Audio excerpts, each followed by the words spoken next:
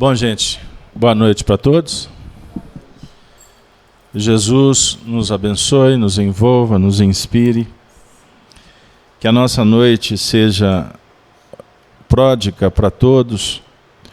Nós endereçamos um abraço a todos os web amigos que nos acompanham na transmissão através da Rede Amigo Espírita, que se encontra no portal do YouTube, do Facebook, no site da FEAC.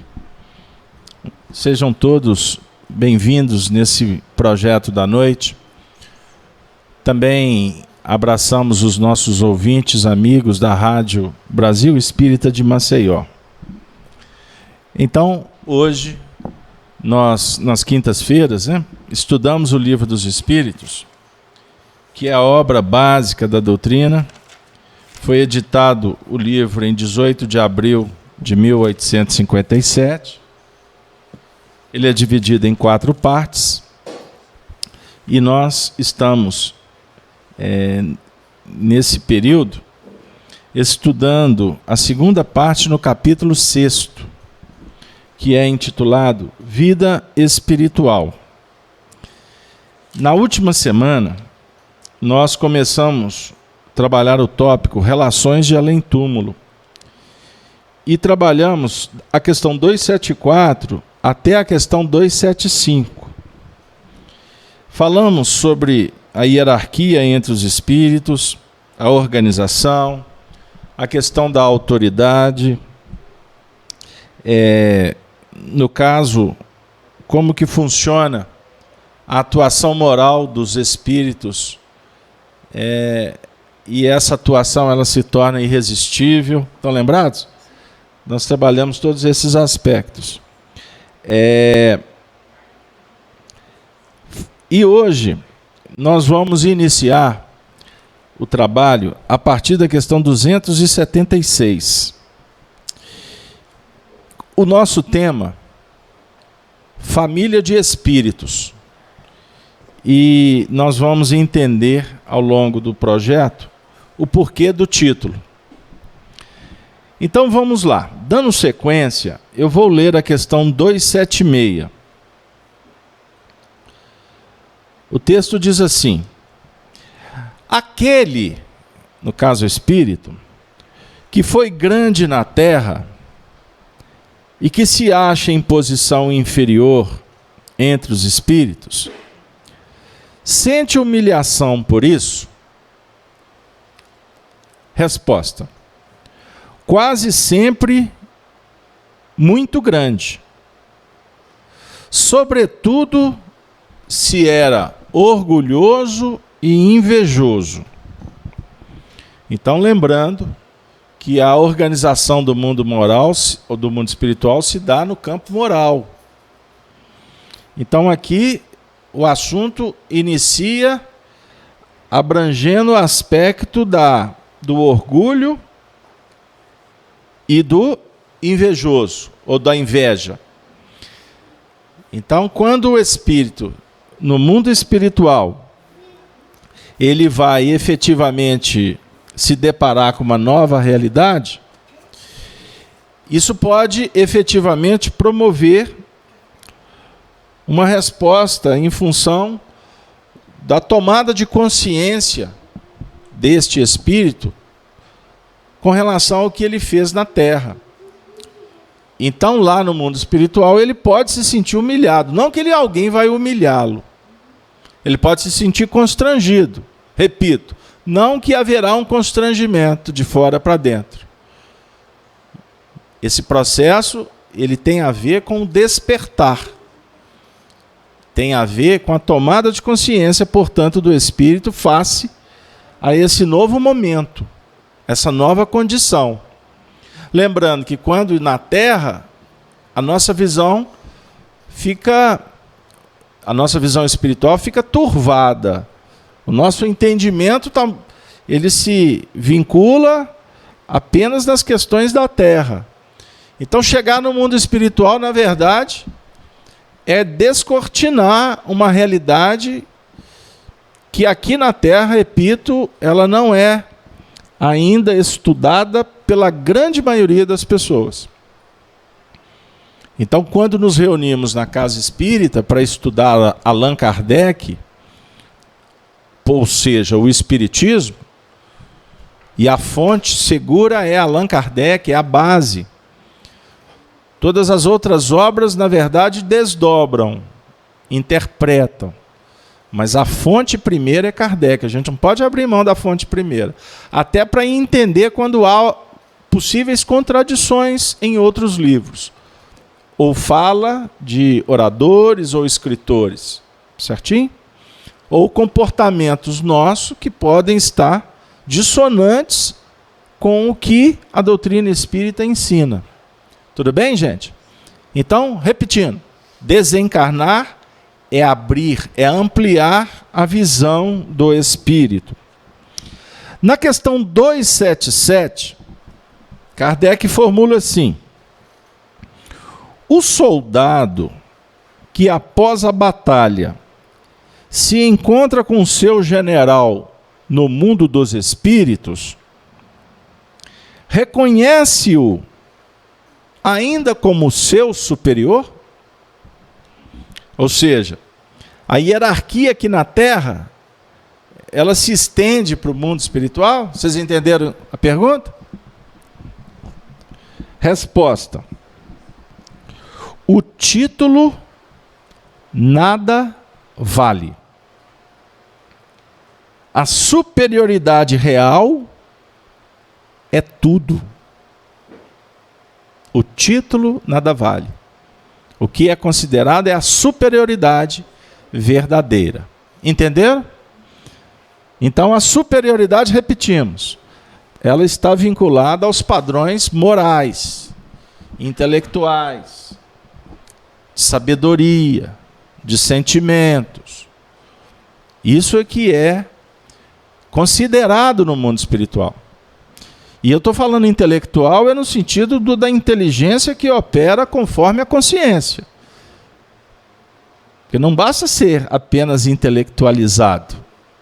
Então, quando eu falei intelectualidade, eu estou me referindo mais à sabedoria, à aplicação das informações que nós temos. Tem alguma dúvida? Alguma pergunta? Podemos começar uma conversa com o chat, Denise? Ainda não há nenhuma participação, os nossos amigos estão aqui nos cumprimentos, mas logo, logo teremos algumas questões. Muito bem, então seu papel é conclamá-los para participar. Pergunta 278 da obra. Os espíritos das diferentes ordens estão misturados uns com os outros? Então, no mundo espiritual, existem muitas ordens, muitos grupos. Eles se misturam? A pergunta é essa. Como é que funciona lá no mundo espiritual? A relação entre os espíritos. Aí vem a resposta. Sim e não. Se misturam ou não. Vamos entender esse assunto? Sim e não quer dizer eles se veem, mas se distinguem uns dos outros. Eles se veem, mas se distinguem.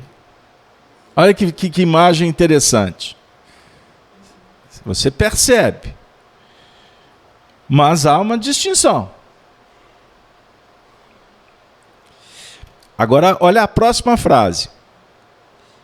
Eles se evitam ou se aproximam. Segundo a analogia ou a antipatia dos seus sentimentos. Se os sentimentos são similares, são análogos, eles se aproximam. Mas há também antipatia. Há antipatia no mundo espiritual, Carlos Alberto? Olha que interessante. Aqui na Terra, eu sei que vocês são espíritos mais evoluídos. Vocês não vibram na faixa da antipatia. Vocês não têm antipatia por ninguém. Eu sei disso. Mas existem pessoas que têm antipatia. Isso faz parte da natureza humana. Vocês acham que vocês vão para o mundo espiritual e vocês vão virar santos? Vão se amarem? A vivência do evangelho vai ser na plenitude, hein, Denise? Será assim? Ou seja, você vai desencarnar, você vai para o mundo espiritual, você vai, como fala o adágio popular, mudar da água para o vinho instantaneamente? Dentro de uma ideia heteronômica, que envolve céu e inferno, por exemplo, as pessoas acreditavam que para ir para o céu elas precisavam de se tornar virtuosas, santas, porque o céu é a habitação dos eleitos. Então essa é uma visão de uma religião ancestral, que ainda fomenta, guia bilhões de pessoas. É a cultura religiosa do medo, da culpa, do prêmio, não é? Ou do castigo. Então observem bem, para ir para o céu, você vai ser premiado. Premiado se você for bonzinho. Se você seguir aquela regra que foi instituída por alguém. Então, heteronomia é uma regra externa, escrita por alguém, adotada como costume, ou como ponto fundamental de uma doutrina. Diferente da teoria da autonomia moral, que significa que nós não trabalhamos nesse sentido de ter méritos com alguém, com Deus. Na verdade, você vai se desenvolvendo pelo seu entendimento, pelo seu esforço, pelo seu trabalho, e vai sim adquirindo valores. Você vai desenvolvendo seus potenciais. Você vai abrindo os seus padrões, a sua percepção. E com isso, é como se você fosse trabalhando de sorte que o seu padrão vibracional fosse mudando. E quando você muda o seu íntimo, isso repercute no plano externo. E essa repercussão, vamos dizer assim, abre porta, te concede novidades, te traz elementos que vão te auxiliar num processo progressivo.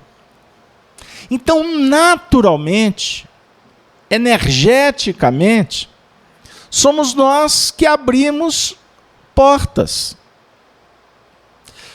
Quando você muda a mente, a sua realidade é mental, ela não é física. Aqui na Terra a gente entende isso. Quer ver? Quando você pensa, você dá uma voz de comando, o seu corpo responde, certo? Quando a gente vai conversar sobre o assunto espiritual, funciona da mesma maneira. A sua mente produz pensamentos, a sua vontade opera, o seu sentimento responde, as suas emoções se estabelecem. Vai haver uma repercussão também. Quando você faz uma dieta alimentar, a sua tendência é qualificar a sua alimentação. Certinho, Denise? Usei a expressão correta? Você que é PhD em nutricionismo? Você vai mudando padrões. E a gente sente, quando faz uma dieta, uma repercussão orgânica. Não é assim? Vamos falar no mundo íntimo. Vocês está condicionado a produzir pensamentos no campo do egoísmo, do orgulho, da vaidade, promovendo intolerâncias, ódio, qual será a repercussão de toda essa produção mental em sua vida pessoal? Com certeza, danoso será essa repercussão, ou danosa será essa repercussão. Se você, por exemplo, alimenta um nível de ansiedade X, você pode, inclusive, desenvolver uma gastrite, não pode? É isso, Denise? Alteração emocional, nervosa, efeitos glandulares. E o corpo responde. Então lembrem, nós temos o corpo físico que vai responder sim. Mas esse corpo físico, na verdade, ele é modelado por um corpo outro chamado corpo espiritual. Então a gente acha que a nossa mente funciona apenas impactando o corpo físico. Mas não é assim. A nossa mente gerencia o nosso corpo espiritual e o corpo espiritual é que vai atingir, vai agir com o corpo físico. Ah, tá vendo como é que começa a mudar o assunto? Então tudo que acontece no ambiente físico, na verdade, parte do ambiente mental. No ambiente espiritual. E quando eu falo ambiente espiritual, eu não estou falando do ambiente lá dos espíritos. Lá onde que moram os espíritos. Ou a atuação dos espíritos. Não. O espiritismo que a gente trabalha, ele objetiva primeiro o nosso entendimento aqui na Terra. Porque não adianta eu estudar a realidade dos espíritos desconectado com a praticidade do meu dia a dia, com o meu existir, com o sentido da minha vida. Certo? Porque senão a gente vai ficar discutindo o sexo dos anjos e não vamos mudar em nada a nossa vida, tendo apenas informação como é que é o mundo espiritual. Voltando, eu estou falando de um ambiente espiritual que é o seu habitat. Você está aqui na Terra, mas tudo que você faz aqui na Terra é gerenciado por esse mundo espiritual que você alimenta o tempo todo, cada momento da sua vida. Tudo isso vai como criando um campo magnético, por repercussão natural, e esse campo magnético, com suas vibrações, com suas cores, que a gente não enxerga, com o seu cheiro, com a sua densidade, ela é percebida por todos aqueles que estão conosco. O que muitas vezes nos mostra com uma certa autoridade quando você capta uma mentira no ar. Por que você captou uma mentira? Ninguém te deu indícios. A leitura corporal não ajudou, porque o indivíduo dissimula muito bem. Mas ele está irradiando uma linha mental. Ele está lançando pensamentos. E você capta o pensamento do indivíduo. Ele não necessariamente tem que articular a voz, a palavra, o gesto, a expressão. Embora, para o bom entendedor, um olhar basta. Uma posição na cadeira conta. Não conta? A gente faz reunião, espírito velho é um problema. O indivíduo está lá discursando, mas você está vendo a expressão corporal dele. A expressão está dizendo tudo ao contrário do que ele está falando. Tem hora que é tão fácil pegar. Porque, diga-se de passagem, isso faz parte até do desenvolvimento da sensibilidade. Isso costuma acontecer por telefone. Agora, toma cuidado para você não tirar a conclusão precipitada, porque você pode estar enganado. Tá bom? Eu estou querendo dizer o seguinte, numa relação de amigos, a gente vai fortalecendo esses laços E eles passam a ser laços energéticos, vibracionais também. Então tem momentos que nós dialogamos pelo pensamento. Estão entendendo o que eu estou dizendo? Está ficando claro, Denise? Porque o assunto não é simples, não. E a gente tem que dialogar com o povo. Nós temos que conversar numa linguagem tranquila. Não adianta intelectualizar e fazer o espiritismo longe do entendimento prático. Então o assunto aqui, até respondendo uma companheira que mandou uma sugestão semana passada, que ela falou assim, eu recebi o e-mail, falou que gostou muito do estudo, mas a gente podia ser mais objetivo. Eu falei assim, eu vou ler o e-mail dessa senhora lá na reunião. Até para explicar o seguinte, que nós não temos aqui o objetivo de ser objetivo. Não faz parte da programática. Por isso é que a didática que a gente usa, ela atende a uns e não atende a outros. Tem pessoas que querem o pacotinho pronto e de uma forma rápida. Então, até agora eu não falei do tema, falei? Está escrito o que ali, Denise? O que está escrito no tema? Família de espíritos. Eu até agora falei de família de espíritos. Eu estou construindo com vocês. Você é boazinha, Denise. Você está falando que já começa a dar um indício. Ela é educada, não é? Porque eu não estou com pressa. Vocês estão com pressa? Nós temos que entender o assunto. Então, respondendo à companheira, o nosso trabalho aqui ele não é pacotinho de 5, 10 minutos para pôr no Instagram, no Twitter, e dar a resposta pronta. Tem milhões de pessoas que estão fazendo isso, por sinal, até muito bem. Posta lá, recebe lá no Instagram, né? Um texto do Livro dos Espíritos. Chega para você, assim, você está brincando no consultório médico, esperando o atendimento. Aí está lá vendo o Facebook. Olha que bonita, olha que resposta do Livro dos Espíritos extraordinária. Beleza, tem um valor. Mas é fora totalmente de um contexto, de uma construção, de um pensamento. Costuma ser informação numa piscina de água rasa. Eu disse que não é valiosa? Eu falei que ela tem importância para muita gente. Até para fazer tremular a bandeira do Livro dos Espíritos, Kardec. Aí a pessoa até lembra, é mesmo, e eu estou precisando de ir ao centro espírita. Só porque ela viu aquela capinha do Livro dos Espíritos.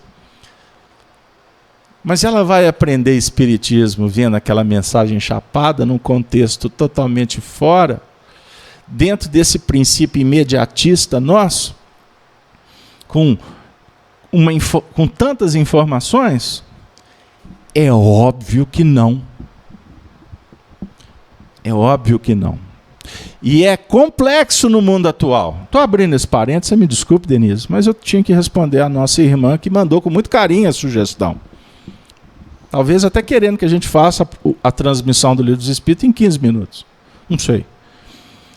Vocês sabem que um homem do século XVII não tinha informação quase que uma vida inteira que hoje nós temos lendo uma revista robusta? Uma revista costuma ter mais informação que um homem recebeu uma vida inteira no século XVII. Então vocês imaginem o mundo que a gente vive hoje com essa chuva intensa de informações. O tempo todo, não é assim? Você fica... Eu falei do consultório médico, né? Não dá certo falar da fila do consultório médico, porque geralmente você vai ficar ali muito tempo, né? Porque os médicos atrasam, porque tem muito serviço, né? É difícil um médico atender assim na hora certa. Porque imagina o sofrimento deles, né? Então, quando você vai para o consultório médico, você já sabe que você vai ter tempo para ler o Livro dos Espíritos, viu, Sony? Mas é água rasa. Porque, por sinal, o Espiritismo você não aprende lendo o livro, ouvindo apenas ao centro espírita. O Espiritismo você aprende no laboratório da vida. Tem gente que está assim, puxa vida, estou trabalhando tanto que eu nem posso ir no centro espírita. Costuma esse movimento ensinar mais do que se o indivíduo estivesse dentro do centro espírita. Porque ali na escassez, na luta, ele está refletindo sobre o espiritismo prático. Entenderam aí? Por isso, observemos que nós estamos falando aqui de uma construção individual e intransferível. Nós estamos falando aqui de realidade espiritual que ela não modifica enquanto nós estamos na Terra. Aliás, eu estou falando de quando estamos na Terra. Ficou confuso? Não.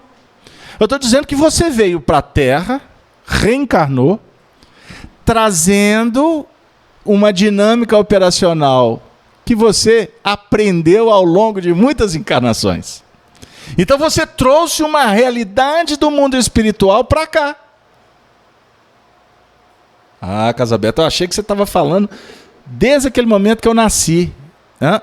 Eu estava falando muito antes, porque eu não posso estudar o espiritismo demarcando berço e túmulo. O espiritismo que nós estamos nos referindo aqui é um espiritismo que quebra a barreira berço e túmulo. Você não, a sua história espiritual não está apenas demarcada em poucas décadas aqui na Terra. Então, para concluir, para mim ser objetivo, Denise, você tem que me lembrar sempre para mim ser objetivo. O que acontece? Quando você desencarnar, que vai demorar muito, viu, Rodrigo? Não se preocupe, vai demorar muito. Agora, eu não sei o que é muito, né? Pode ser o suficiente para acabar a reunião. Esse muito, né? Ou esse muito pode ser o suficiente para demorar muitas décadas. Mas quando você desencarnar, Rodrigo, você vai levar para o mundo espiritual a realidade que você fomentou aqui. E que, na verdade, você está dando continuidade aqui, porque você veio de lá. Então não dá para a gente pensar mais em céu ou inferno, em pagamento, em resgate, no seu sentido matemático, contábil, em castigo. Você não vai ser castigado absolutamente de nada. Porque ninguém tem autoridade para te castigar. Agora, existem leis naturais. A natureza, ela dá resposta o tempo todo quando a gente agride. Não é assim? Se a gente promover um desmatamento num monte, esse monte, quando chover, a terra deslizar. Não é assim? Então a natureza, ela simplesmente vai dar uma resposta em função de uma atuação nossa no habitat, quebrando o equilíbrio. A organização que foi estabelecida por ela mesma.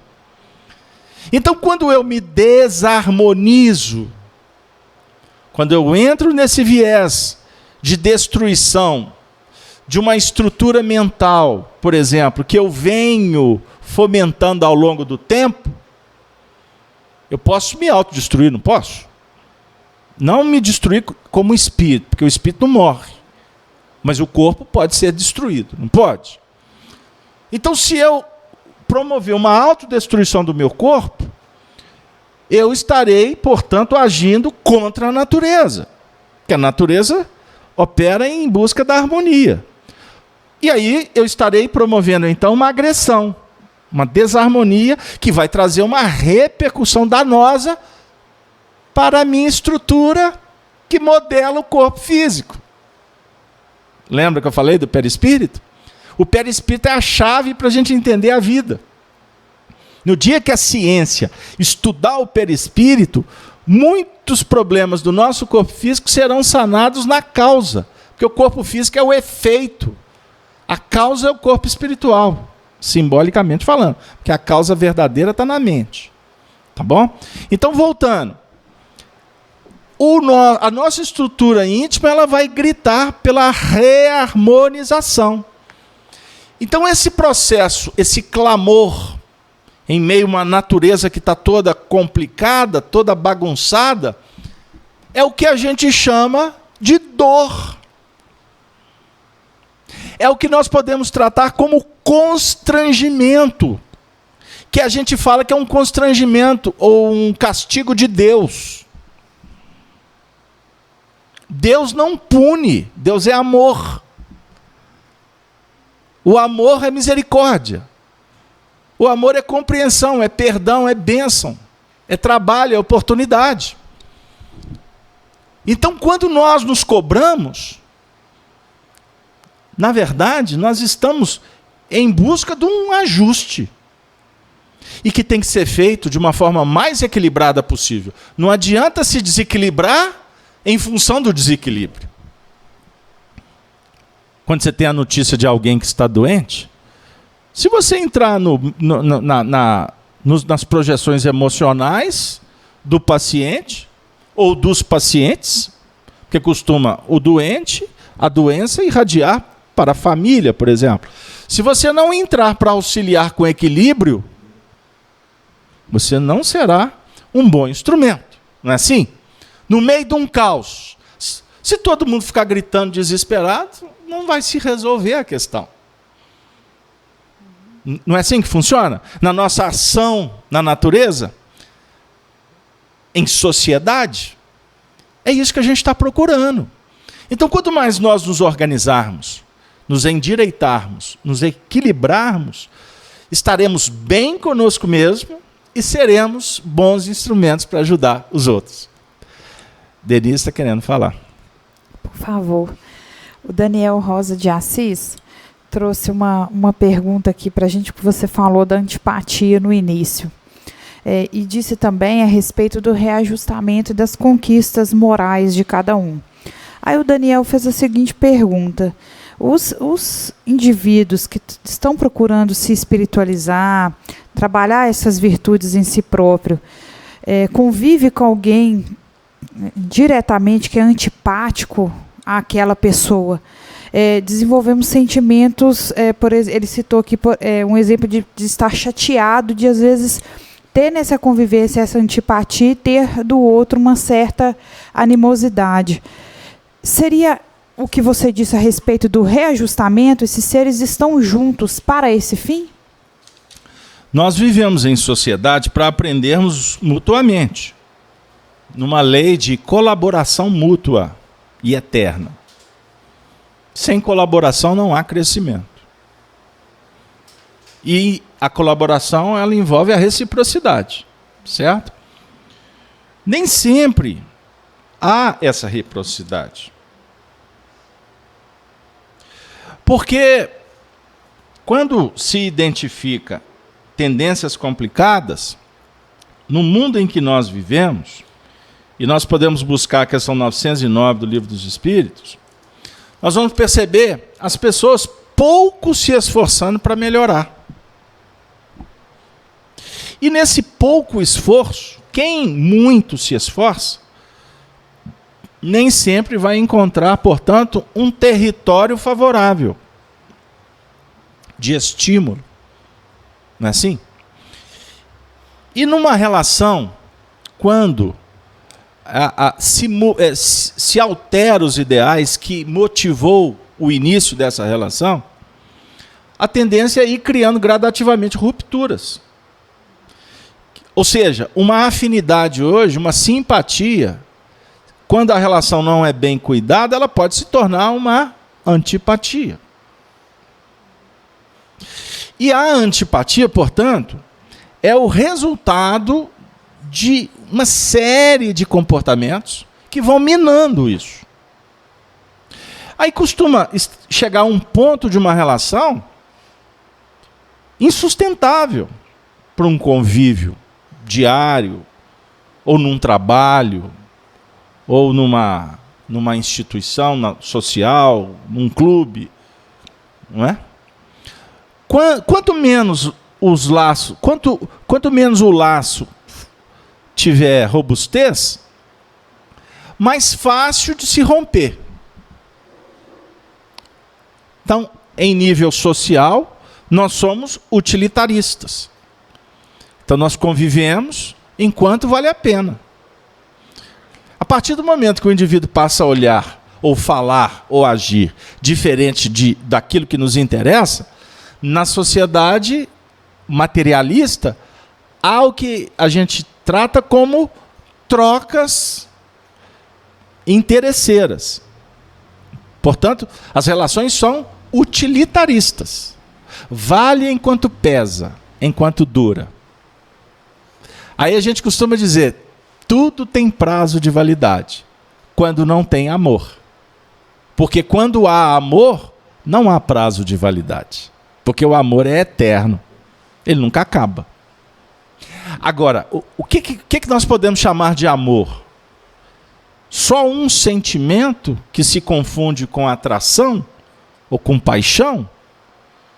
Ou um sentimento que motiva ao trabalho, ao esforço, ao cultivar, ao renunciar?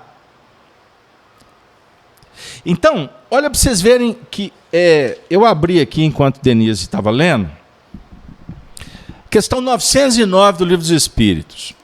O homem sempre poderia vencer suas más tendências mediante seus próprios esforços? Resposta: sim. E às vezes, com pouco esforço. O que lhe falta é a vontade. Ah, como são poucos os que se esforçam entre vós. Então aqui é a resposta dos Espíritos falando da gente. Entre vós, quão poucos, como poucos se esforçam entre vós. Então, cai exatamente nesse ponto. Nós nos esforçamos pouco. Por isso, o nosso prazo de validade é de acordo com esse nosso interesse.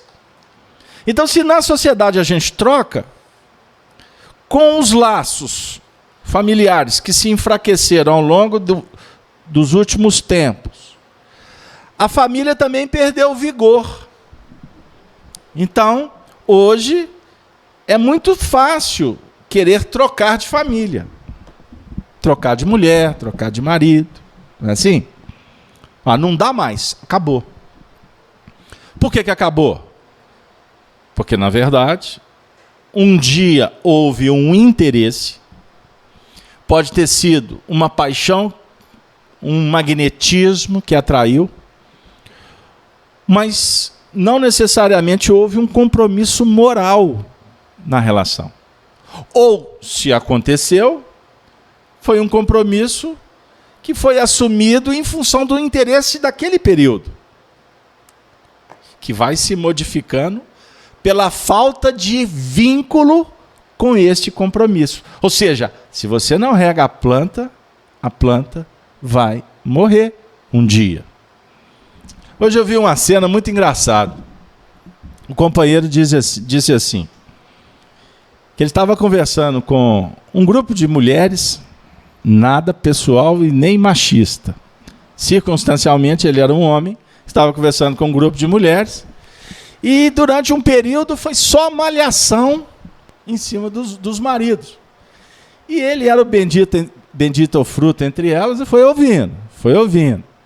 E ele foi ficando constrangido, né? Porque se ele levantasse o dedo, por certo ele ia ser apedrejado. Aí, depois de muito tempo de apedrejamento com relação aos outros, ele fez a seguinte pergunta: por que vocês casaram com os seus maridos?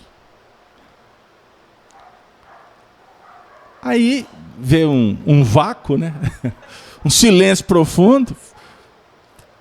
Aí escorregaram, levaram na brincadeira. Aonde que você quer chegar? E não deixaram ele, a princípio, estabelecer a reflexão. Mas depois de muita brincadeira, ele falou para elas assim: eu acho que vocês cometeram um grande erro. Qual erro? Vocês casaram. Mas se eu soubesse, eu não tinha casado. Eu falei assim: pois é. Então vocês não pensaram direito para casar. Principalmente porque o que vocês mais falaram aqui, que homem é tudo igual. Se homem é tudo igual, para que casar com eles? Se vocês já sabem qual que é o pacotinho. Qual que é o formato? Qual que é o figurino? Quando se está escolhendo o homem, está em busca da felicidade, né? Porque a gente sempre está buscando a felicidade. Quero casar. Aí vai, esforça, batalha, encontra, casa. Quero ter um filho. E aí vai, etc., e tem um filho. Nós sempre estamos em busca da felicidade. Quero um emprego, quero ganhar dinheiro. E quando se consegue atingir os objetivos, a gente fica muito feliz. Mas logo em seguida a gente vai alimentar outros ideais para ir novamente em busca da felicidade. E o detalhe é o seguinte, porque nós vamos depreendendo com a vida que a felicidade você não vai encontrá-la. Ninguém tem que ir em busca da felicidade. Como se a felicidade estivesse, como eu falei no início, inclusive no céu.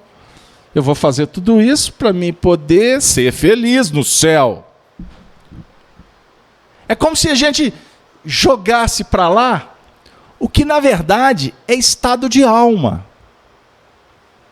Você alimentar momentos felizes sem depender de terceiros. Ou sem transferir a felicidade, como eu disse, para algo externo. Eu serei feliz se eu passar no vestibular. Bom, e se você não passar no vestibular? Eu serei infeliz. Ok. Aí você vai continuar infeliz porque você não passou no vestibular? Não, aí eu vou tentar de novo. Aí, se você não passar de novo, você vai continuar infeliz?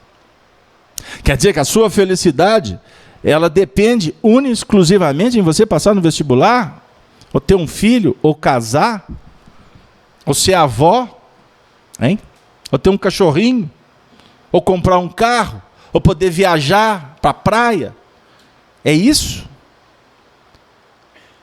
É isso esse é o padrão de felicidade?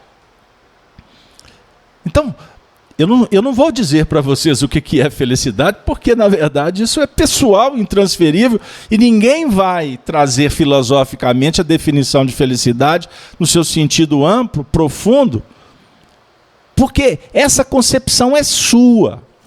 Agora, o que nós podemos fomentar aqui é exatamente sobre a maneira que nós estamos vendo a felicidade, concebendo a felicidade. E a gente vai verificando que quantas pessoas são felizes, por exemplo, com pouco, sem ter o supérfluo. São felizes com a tarefa que eles realizam. Você chega para eles, como é que está? Tudo jóia. Nossa, Deus é bom demais. Já escutaram isso lá no interior de Minas? Deus é bom demais para mim. Aí a gente costuma olhar com o olhar materialista, que tem um padrão do estético pertinente ao materialismo. Ou seja, nós vamos observar a feição da pessoa, o cabelo da pessoa. Nós vamos observar a roupa da pessoa, se está de acordo com o que a gente entende ser o mais bonito. O carro dela, ou se ela está andando a pé, se ela usa um calçado caro, ou se ela está com os pés no chão. E aí a gente estabelece um padrão, e muitas vezes quando essa pessoa manifesta, no caso, um sentimento positivo, que não atende àquela realidade que ela vive dentro de um padrão que eu entendo ser o melhor, a gente tem uma grande dificuldade de compreender o porquê que aquela pessoa disse que é feliz. Entenderam? Então, felicidade é estado de alma. Agora, qual o estado de alma que nós estamos procurando estabelecer? Tudo isso pela pergunta do Daniel, não foi? Que disse como é complicado a gente conviver, querendo melhorar, querendo progredir, do lado de um mecanismo de antipatias que em alguns casos não tem escrúpulo de se manifestar. Porque existem antipatias silenciosas. Na sociedade está assim. Nas famílias também. A gente percebe que o indivíduo muitas vezes sorri, te trata bem, mas ele manifesta os dentes travados quando está do seu lado. Aí a gente fala assim, mas o que eu fiz? Aconteceu isso com vocês já? Porque quando a gente sabe o que a gente fez, a gente acaba dando razão para a pessoa, né? Em tese. Ou então tenta minimizar, pedir desculpas. Aí a gente vai lidar com a dureza ou com a flexibilidade do coração em perdoar. Então, isso para nós é muito importante a gente pensar que se na Terra nós temos essa movimentação de antipatia e de simpatia, no mundo espiritual se dá o mesmo. Quer falar? Eu tenho uma pergunta. Essa questão que a gente está falando de sintonia, antipatia, e aí nessa questão da gente reencarnar, na questão quando é na família, é muito mais complicado. Porque qual que seria o limiar da gente saber que é a hora, igual a gente está falando de relacionamento, de você continuar naquele processo ou sair dele? Como que a gente consegue identificar isso? Porque para uns o problema ele é pequeno, para outros é insuportável. Por exemplo, estar naquele relacionamento. Vou dar um exemplo mais claro. Qual que é esse limiar da gente saber a hora da gente ficar ou da gente continuar o nosso caminho? Gente boa essa menina, né? Essa vozinha dela suave. Costuma armar umas armadilhas assim, das boas e das grandes, né? Como saber quando continuar, como continuar, que hora, aonde continuar? É só isso que ela perguntou. É muito simples. O indivíduo está lá 40 anos batendo cabeça, a Denise quer que eu dê a solução para ele. De foro íntimo. Isso é de foro íntimo. É complexo a gente falar de união, de relacionamento. Porque nós vamos nos deparar exatamente com limites e possibilidades. Porque a gente está falando de família aqui, né? Por isso que eu trouxe essa questão. Cada um tem o seu limite. Tem pessoas que, se você não dão conta de conversar sobre determinados assuntos, quer dizer, a desestrutura. Você está num ambiente assim social, aí surge uma notícia, fulano está com uma doença tal. É o suficiente para colocar o outro em depressão. Não é, Eduardo? É o suficiente. Tem pessoas que não dão conta de assistir uma televisão. Se assistir um filme X, é o suficiente para ir para o chão. Então, lidar em grupo não é simples. Por isso é que o convite, o convite fechado aqui, ó, o convite para nós é que a gente avalie o nosso limite. Isso é muito importante. Tomar consciência do que a gente consegue e o que a gente não consegue. O que a gente deve e o que a gente não deve. Porque, por exemplo, se eu tenho um limite determinado, consciente, insistir para sobrepor esse limite pode me levar a uma derrocada. Eu posso entrar numa queda, uma precipitação que vai me trazer muitas complicações. Falando do limite quando ele realmente está definido. Não adianta eu querer dar um passo maior que a perna. O que vai acontecer comigo? Eu vou ter problemas, eu vou cair. Mas eu não posso fechar os olhos para o limite. Porque ele é um sinal que eu preciso um dia vencer.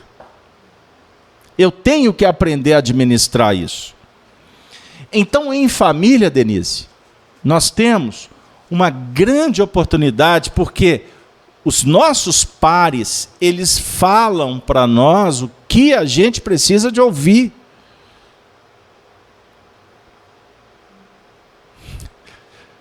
Lidar com adolescente, hein, Dora?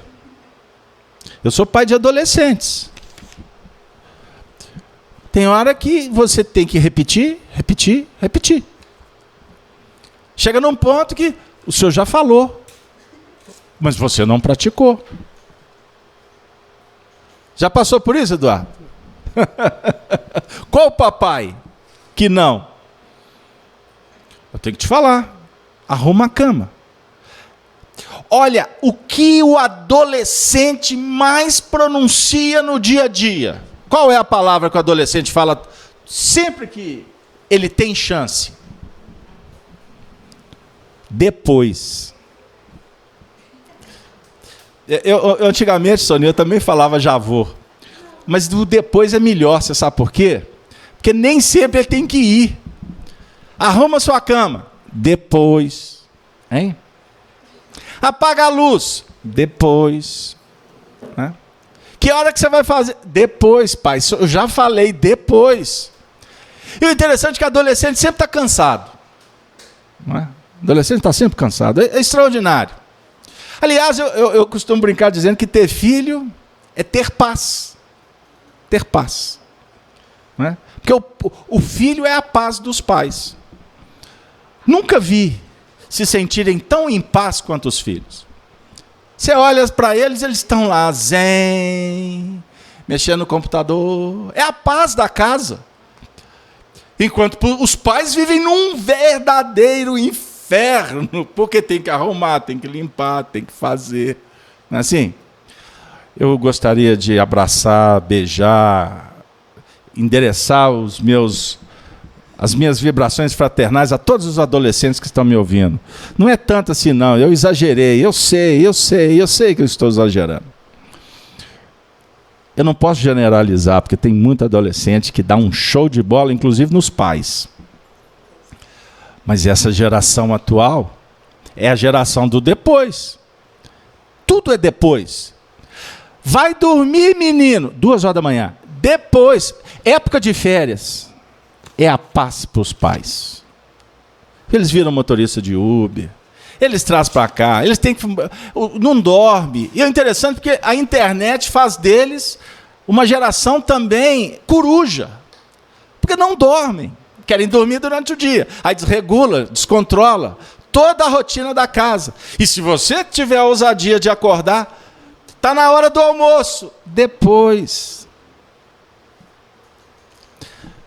Nos nossos tempos, dizem que os velhos são saudosistas, que sempre que os nossos tempos são melhor que os deles. Não é? E, na verdade, nós estamos ultrapassados. Mas eu sou de uma geração que o pai falava assim, menino, eu tremia. A mãe falava assim, faz isso, na hora.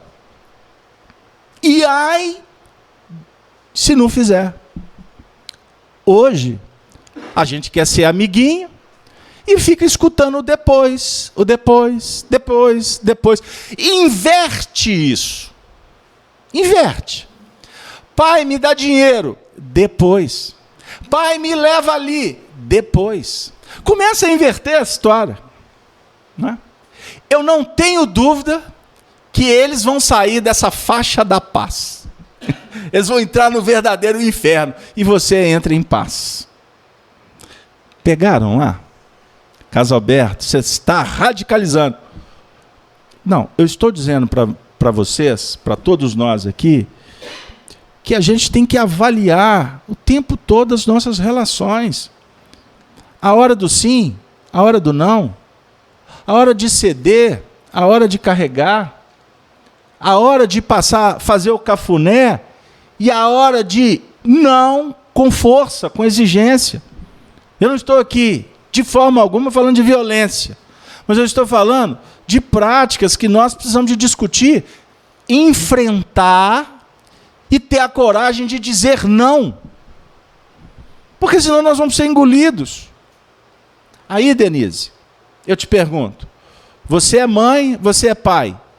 Como mãe, como pai, para chegar um momento que você, para um pai ou uma mãe, chegar na condição de falar assim, acabou,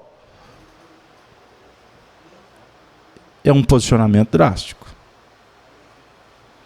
Porque o pai e a mãe, a tendência é que ele jamais corte os laços. Ele vai até o fim. Por quê? Partimos do princípio que o pai e a mãe são pais e mães, que se comprometeram para amar. E o amor não é sacrifício. O amor, ele conversa com o sacrifício. Porque eu não posso falar que o amor é só sacrifício, senão perde até a motivação. Mas o amor renuncia. Papai, me dá um pedaço. Quando falta, né? E tem faltado. Só tem 2 pedaços de bife. Aí o adolescente, né, o depois, ele vai, na hora que você vai pegar o seu, depois, papai. Aí ele pega o seu. Aí o papai, pode comer, meu filho. Ah, não tem problema, eu não preciso de carne. Né? Aí você renuncia com amor. Faz com alegria, né, Denise? Agora, tem momentos realmente que é não. É o limite, é a hora, é o recurso. Um companheiro estava me contando que foi buscar o filho que veio do exterior. Ele fez isso aqui para pagar a passagem do menino. Ele foi.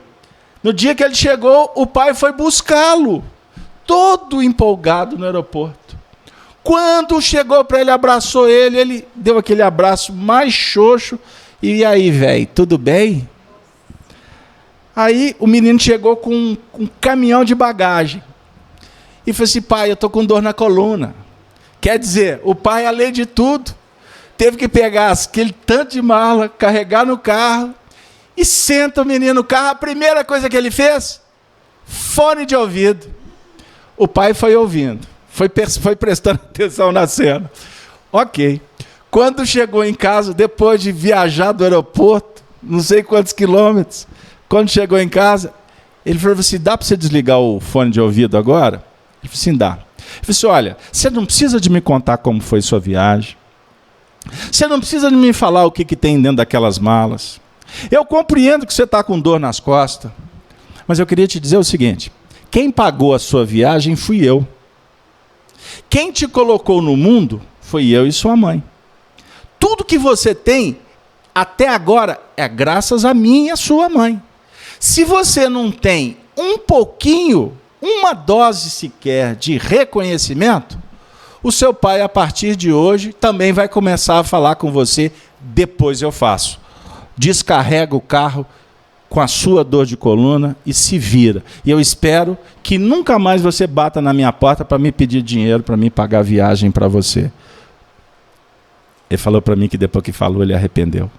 O coração dele destruiu, mas ele foi firme, fingiu que estava sendo duro, porque é uma alma muito boa. Mas ele percebeu que chega um momento na vida que a gente tem que dizer o que veio, qual a posição que nós ocupamos. Porque se a gente não tiver coragem de se posicionar, o mundo fica à deriva. A gente vai continuar vendo barragens derramando lama social. Nós vamos continuar vendo as discrepâncias. Nós vamos continuar vendo as contradições nesse mundo que a gente vive, sem falar nada. Terça-feira, quem esteve aqui na FIAC acompanhou o estudo que nós fizemos. Quem não, assista na internet. Quando nós falamos do flagelo a tragédia do Brumadinho. Não foi fácil falar do assunto. Me chamar de corajoso. Mas eu vim aqui com alma e coração disposto a prestar um preito, que eu aprendi com o Arnaldo que a gente não deve prestar homenagem, porque a homenagem é mesquinha, é vaidosa. Mas prestar um preito de reconhecimento, de solidariedade, de carinho e de amizade ao povo de Brumadinho. E a todas as famílias que estão sofrendo. Não só dessa tragédia, mas a tragédia de Mariana e outras tragédias que não dão repercussão que acontecem nesse país. País esse que morre quase 70 mil pessoas assassinadas por ano. Mais de 18 mil suicídios por ano. Mais de 50 mil pessoas morrem assassinadas no trânsito. Então, esse país de tantas complicações, nós precisamos, de vez em quando, parar para conversar sobre esses assuntos. Não no intuito de julgar pedra, de acusar, porque isso compete ao Ministério Público, à polícia, aos órgãos competentes. O nosso trabalho com o Espiritismo aqui é para esclarecer, para que o nosso povo, a nossa audiência, possamos todos nós compreender a nossa missão. A nossa missão na Terra. Nós estamos aqui para progredir, mas ninguém progride sozinho. Nós vivemos em sociedade, e essa sociedade tem como base a família, Denise. Então imagine, como eu posso vislumbrar um mundo melhor se eu não valorizo aquela célula da minha competência, que Deus me deu para que eu pudesse oferecer e aprender. Porque você oferece e recolhe. Toda relação é assim. Você dá e você colhe. Então, se eu não entendo a minha responsabilidade moral, se eu não percebo que cada laço, que cada relação, ela existe para durar, não tem sentido relacionar. Você vai começar um relacionamento para acabar? Tem sentido isso? Aí, no mundo materialista, as pessoas costumam dizer que eu caso, depois eu descaso. Isso é um descaso com uma oportunidade valiosa do que estabelecer um vínculo. Agora, a gente entende também que tudo tem ciclos mesmo. Quando os interesses, eles são em processos que têm a ver com uma faixa evolutiva na Terra e que, naturalmente, ela vai se desfazer. Mas é muito bom quando as coisas acontecem de uma forma natural. Por exemplo, você tem um vínculo e esse vínculo é rompido pela desencarnação. Não dependeu de você, não dependeu do outro. Se estava tudo caminhando dentro do que era possível, mas existia amizade, existia solidariedade, qual é o retrato que vai ficar dessa relação? É um retrato bom. É uma história boa. E que ela acabou porque ela tinha que acabar. É muito simples. Agora, não é simples você rasgar o verbo com quem está sofrendo. Por isso é que sofrendo no seu sentido do desespero. Você não vai chegar lá para o povo de Brumadinho e dizer, por exemplo, que tudo que aconteceu ali estava no planejamento reencarnatório, que as pessoas que morreram, na verdade, elas não morreram, elas estão em outro plano, a vida continua. Eles não estão em condição de ouvir isso. O momento é para chegar e dizer, tenha fé, meu irmão, Deus está no leme, eu posso te ajudar em alguma coisa? Você quer chorar? Chora, estou aqui com você.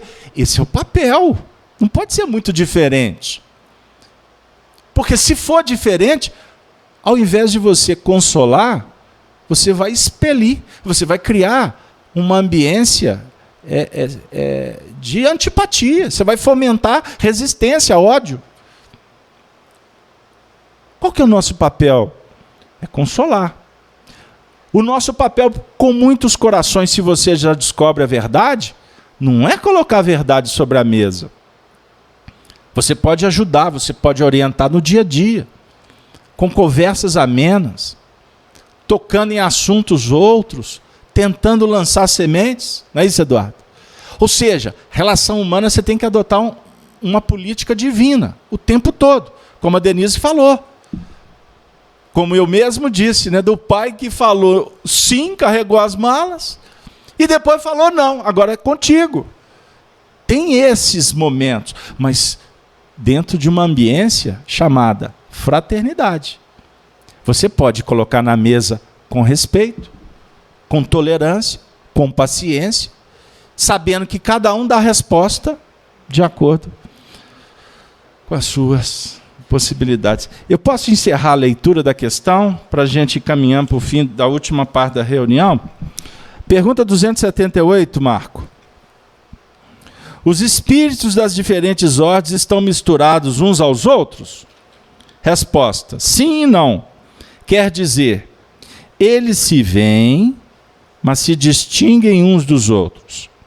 Eles se evitam ou se aproximam, segundo a analogia ou a antipatia dos seus sentimentos, tal como acontece entre vós, e todo um mundo do qual o vosso é pálido reflexo. Os espíritos da mesma categoria se reúnem por uma espécie de afinidade e formam grupos ou famílias de espíritos, unidos pelos laços da simpatia e pelos fins a que visam. Os bons, pelo desejo de fazerem o bem; os maus, pelo desejo de fazerem o mal; pela vergonha de suas faltas e pela necessidade de se acharem entre seres semelhantes a eles. Comentário de Kardec. Tal uma grande cidade, onde os homens de todas as classes e de todas as condições se veem, se encontram, sem se confundirem, onde as sociedades se formam pela analogia dos gostos, o vício e a virtude convivem lado a lado, sem se falarem. Denise, eu vou convidar o Eduardo para ele comentar essa resposta para nós. Vem cá, Eduardo.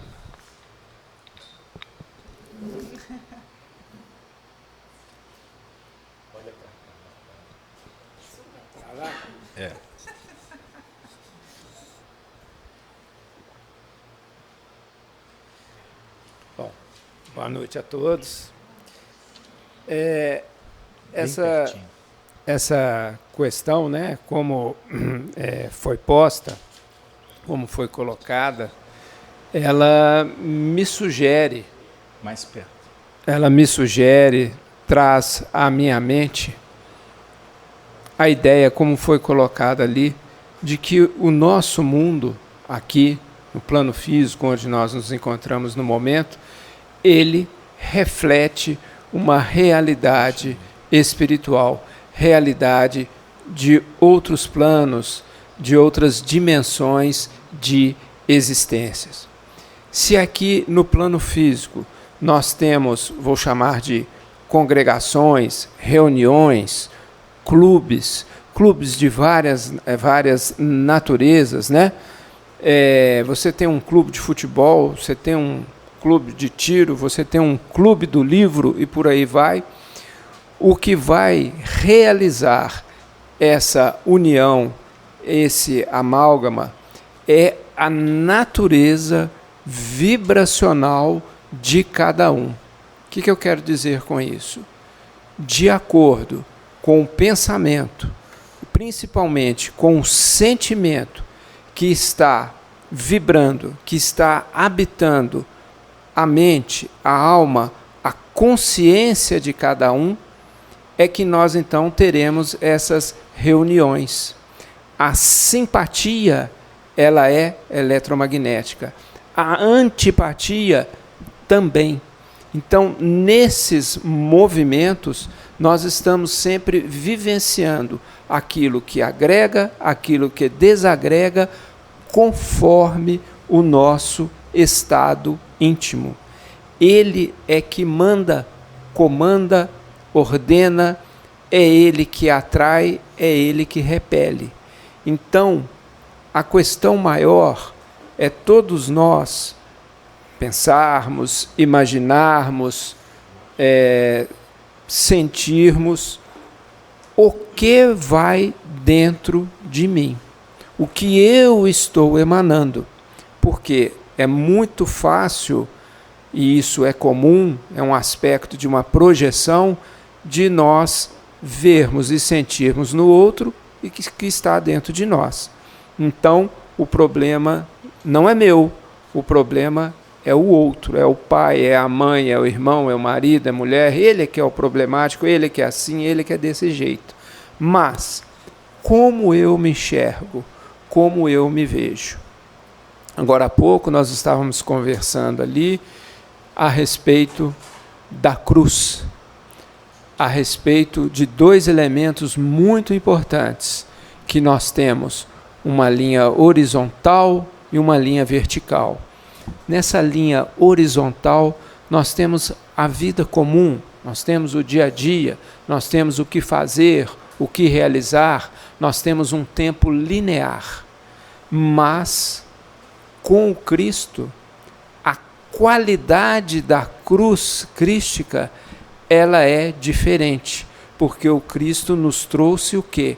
A qualidade do mundo vertical. Então eu poderia usar a imagem na verticalidade de subir aos céus, né? Ou da profundidade de entrar dentro do nosso próprio ser. E o reino de Deus, como o Senhor Cristo pregava, ele não é um lugar geográfico. Não adianta a pessoa imaginar, eu vou então aqui no plano físico, não vejo o céu, eu vou desencarnar, então eu vou para um local que ali está o céu. Ele não existe, repito, como lugar geográfico. Ele está dentro de nós, é no nosso íntimo. Ele é atemporal nesse sentido, ele é adimensional.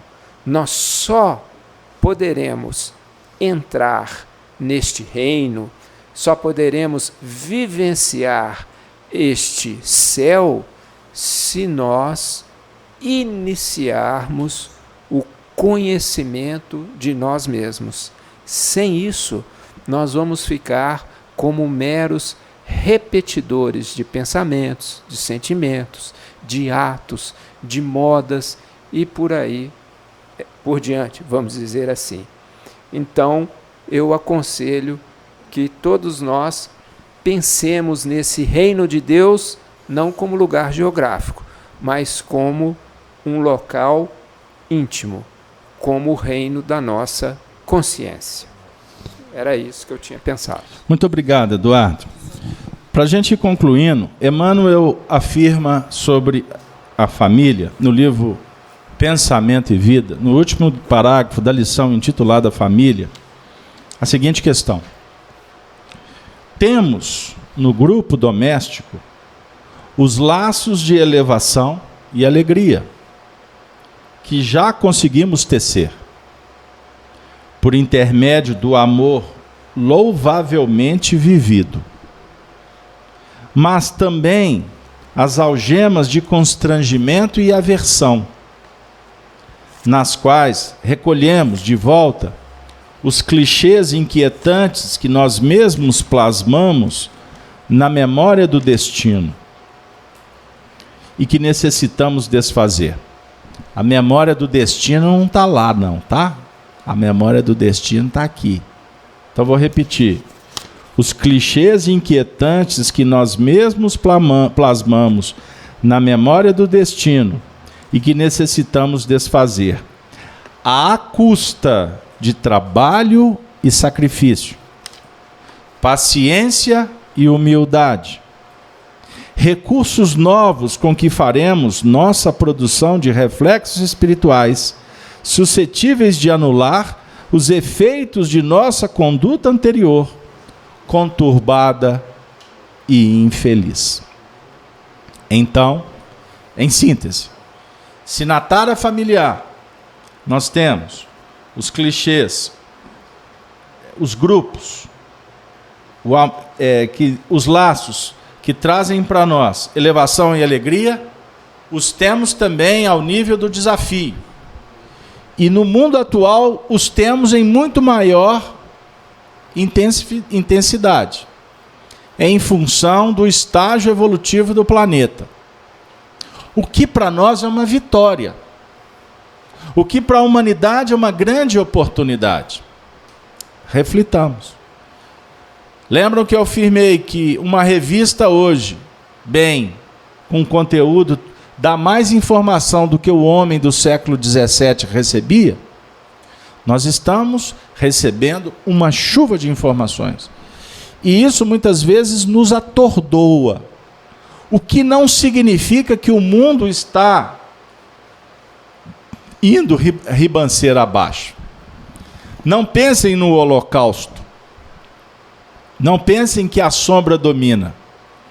Ou que os dragões dormitam e vez por outra saltam fogo pelas ventas.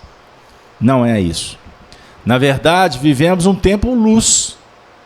Nunca o Espiritismo foi tão divulgado. Nunca a mensagem do Evangelho foi tão propagada entre católicos, os neopentecostais, a mensagem das religiões nos seus mais variados setores. Por quê? A ferramenta da divulgação hoje está na mão de todos, e não mais de poderosos que as manipulavam.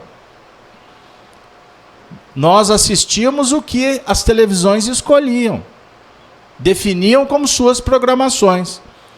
Hoje, você faz a sua programação. Você assiste o que você quer. Estas redes, inclusive, num futuro muito próximo, serão focadas apenas em jornalismo.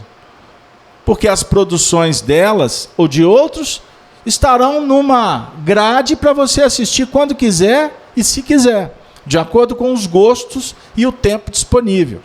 Certo? Então, hoje você entra no Facebook, no YouTube, nas redes sociais, e vai clicando, escolhendo, de acordo com o seu mundo íntimo, de acordo com o grupo que você é vinculado. Então nós temos que observar exatamente o que nós estamos produzindo e em qual setor da sociedade que nós estamos sintonizados.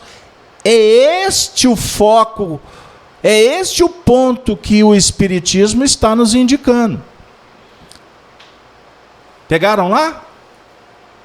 O que nós estamos fazendo da nossa vida? Do que nós estamos nos alimentando?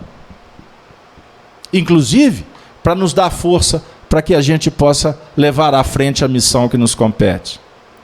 Se você fica assistindo, por exemplo, painéis de ódio, de guerra, de combate, é natural que quando você estiver no seu relacionamento, isso se externe sem que você perceba. Porque você está fomentando imagens, sons, vibrações. Você está mexendo com o seu passado. Sabia disso?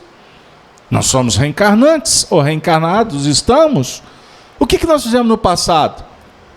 Qual que são as imagens que nos atendem, que definem o nosso núcleo de afinidade? Então nós temos que prestar atenção nisso. Porque nós podemos estar sendo manipulados pelas nossas próprias escolhas. Lembra que eu falei aqui semana passada sobre a internet? A internet hoje manipula as pessoas. Você começa a caminhar numa frente dentro das redes sociais que tudo que vai ter como resposta pela sua escolha, no seu tablet, no seu computador, no seu celular, serão propagandas. Serão veículos que têm a ver com aquele assunto que você está escolhendo. Existe uma inteligência artificial. Aí você fala assim, engraçado, ontem eu assisti um vídeo tal, hoje apareceu do nada um outro vídeo deste no meu computador. Aí ele é místico, né? Espírita místico. O espírita místico é aquele que tudo tem a ver com os espíritos. Não é? Aliás, diga-se de passagem, o que tem de mensagem mediúnica falando sobre Brumadinho agora, meu Deus, formou-se uma bruma em cima das nossas cabeças.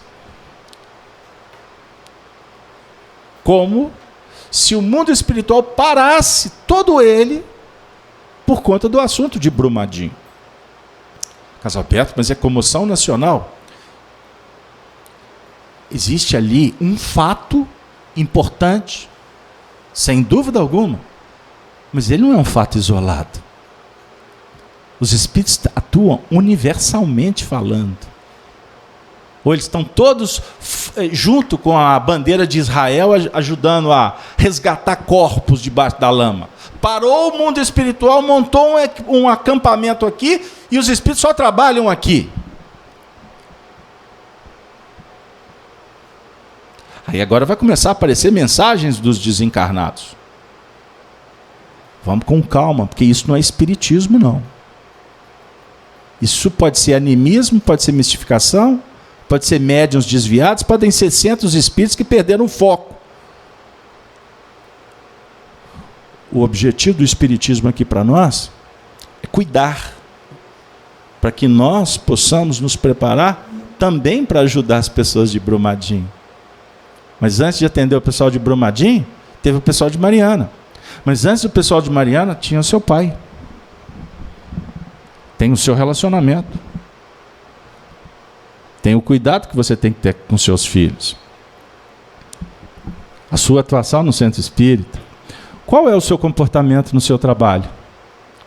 Aliás, como nós estamos pegando os conteúdos da internet e veiculando para os outros? Qual o tipo de mensagem que você espalha no WhatsApp? A mensagem que você espalha, ela reflete exatamente qual que é a sua realidade espiritual. O anedotário chulo significa que nós temos assunto para cuidar aqui.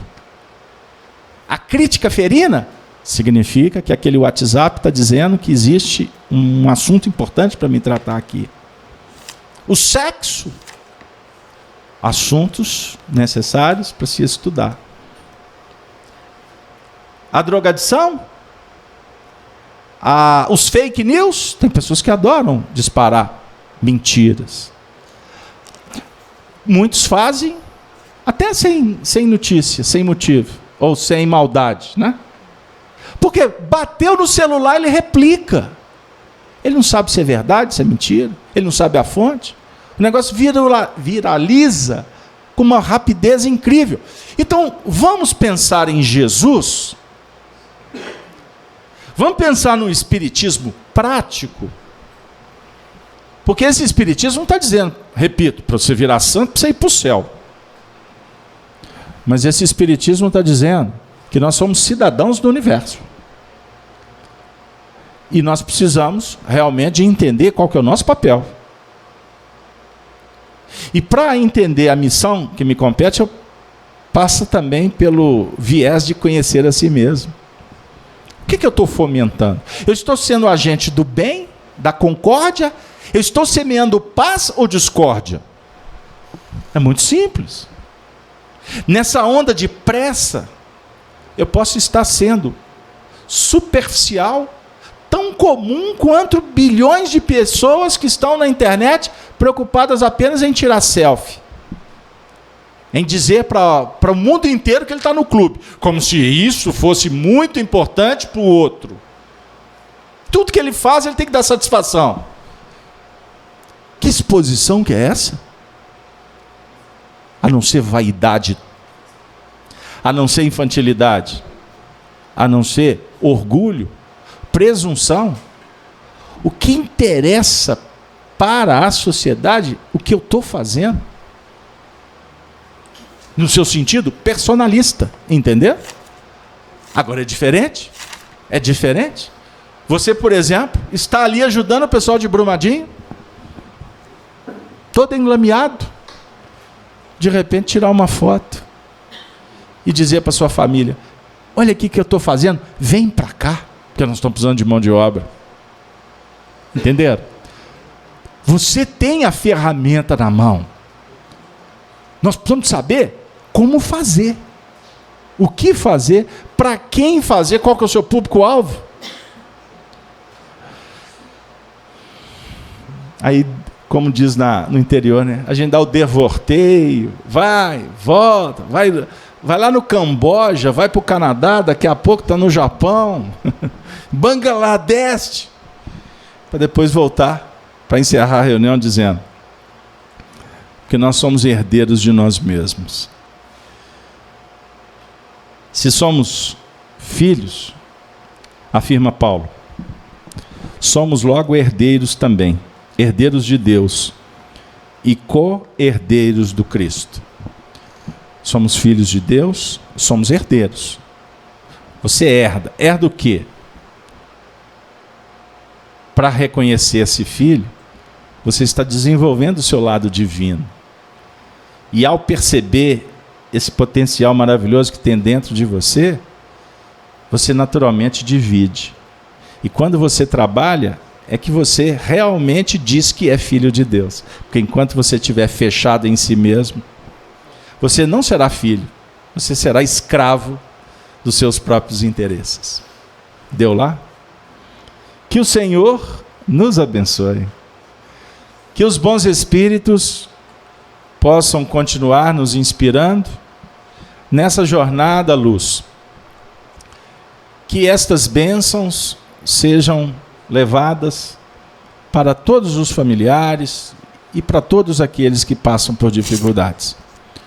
E que a gente possa ter forças, fé, esperança e entendimento no que remonta ao futuro que já está à nossa porta. O mundo está melhorando. O progresso cada vez mais está chegando. Basta você ter Deus no coração que você vai perceber isso. Porque se Deus não tiver no coração, você estará reencarnado ou desencarnado, independente de estar lá ou estar aqui, morto por dentro. Porque tem gente que está aqui caminhando com você que pode estar morto. O desencarnado pode estar vivo lá do lado de lá. Mas tem uns que estão lá, que estão mortos mesmo. Porque não tem esperança, porque não tem fé. Então, vamos sair pelo mundo para entoar esse cântico de esperança e de renovação. Eu agradeço a paciência de todos os amigos, convidando vocês a estar conosco nos sábados pelas manhãs às 8h30, às terças-feiras às 19h30, ou, se é o dia que você pode, voltem. Semana que vem estaremos aqui para dar continuidade à próxima questão do Livro dos Espíritos. Assim eu me despeço de todos, endereçando um grande abraço. Obrigada, Beto, pelo belíssimo estudo.